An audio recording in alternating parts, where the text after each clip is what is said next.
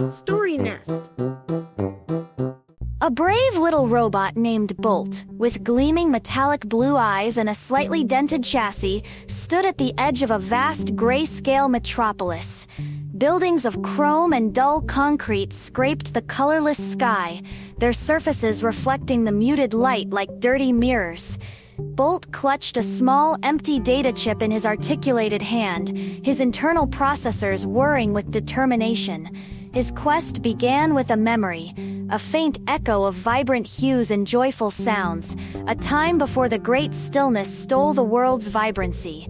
Legends spoke of a lost melody, a sequence of sonic frequencies said to hold the very essence of color, locked away within the city's oldest archives.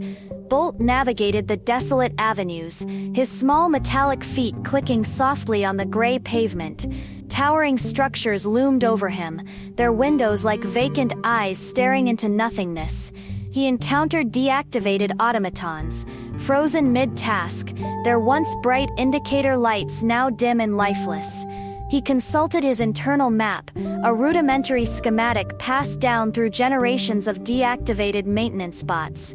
The archives were located deep within the city's central sector, a place rumored to be guarded by ancient, still functional security systems. Along his path, Bolt encountered another active robot, larger and more imposing, with dull gray plating and glowing red optics.